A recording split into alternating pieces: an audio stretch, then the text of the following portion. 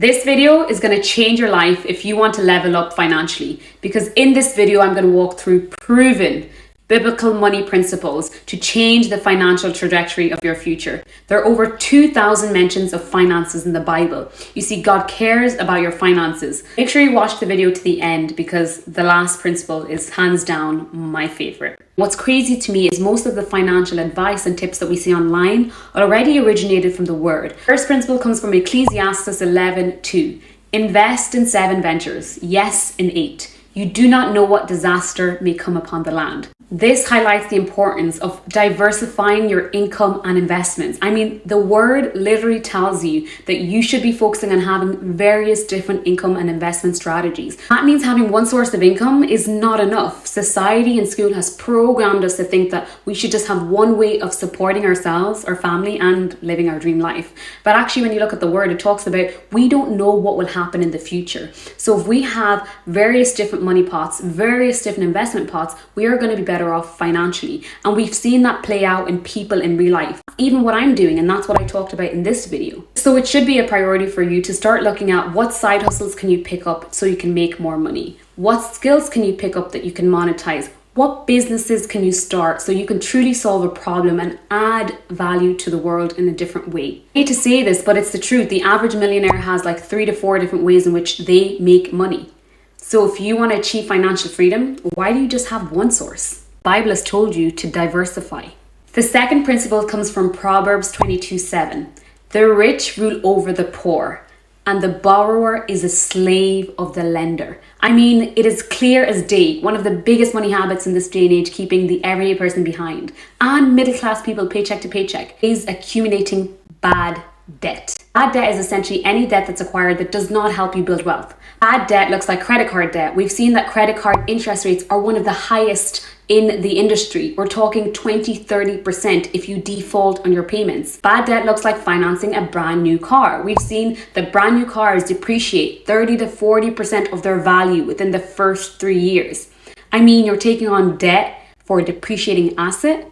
You're making yourself a slave to the lender, the bank. Stop the nonsense. The 2 most powerful resources that you have to build wealth is your income and your time. The more debt you have means more of your income is going towards trying to pay that off, and more of your time is used to acquiring funds to then support that debt. And rich people know this. And so that's why there's also a form of good debt. This is debt that's taken out in order to help you build wealth. I think one of the best versions of that is a mortgage. Because we see that there's various different ways that you can make money from having a house or acquiring this good debt. That can be through capital appreciation if the property price increases, through renting out rooms, whether that's on Airbnb or house hacking, where people are paying to live in your home, which is allowing you to have some form of income. Honestly, if you do anything in this life, avoid bad debt like the plague. I wish I'd watched this video 7 years ago because there's a lot of bad debt that I would have avoided had I known what I know now. The third principle, which is so powerful, comes from the book of Genesis. It's all in chapter 41. It talks about how Joseph helps the Pharaoh, king of Egypt,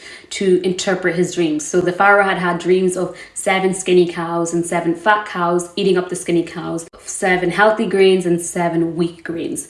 And Joseph basically said in that they will have 7 years of bountiful abundance harvest, and following that they will have 7 years of famine. Joseph told him to store up 1/5, 20% of all of the harvest in order to support themselves during that period of famine. And the Pharaoh listened to Joseph, took on wise counsel. And so when we look at that, it is equivalent to us preparing for our future by actively saving. One of the essential financial pillars of financial freedom is building up a savings habit, a savings account, an emergency account to support yourself for times of unforeseen financial circumstances. So one of the key things that you should be doing right now is looking at how you can save anywhere from 10 to 20% of your income. That money can be going towards an emergency fund, building more streams of income, or investing. But you need to be putting money aside, paying yourself first, support yourself in the future, and also support anything that may happen that you have not planned for. Imagine if the Pharaoh had not taken wise counsel from Joseph and stored up 1/5 of what they had. Do you think they would have made it through the famine? So how will you support yourself through financial burdens if you don't have a financial reserve? And one of my favorite principles comes from 2 Corinthians 9:7. As every man purposed in his heart, so let him give, not grudgingly or out of compulsion, for God loveth a cheerful giver. Do you give to other people? Do you pour into the hearts of God's people? One of the things that's blessed me so much is giving to other people. So I actually started supporting this charity, Compassion. I think it's been almost 5 years now. I have 4 children that I support in different areas in the world. Poured selflessly into the heart of God's people. He has poured into me. I've traveled different areas in the world because I've been able to pour into his people. When I started creating content, it wasn't for the purpose of I want to make money, blah, blah, blah. I just want to have impact. I want to impart some form of knowledge when it comes to finances, travel, self-development in the lives of other people. I went forward selflessly to give. God gave me. If you want to get better with your finances, be a cheerful giver. Give unto those who are needy. Giving will absolutely change your life. You have no idea the people you're going to come across, the opportunities that will come forward, the doors that will open because you pour into the lives of other people.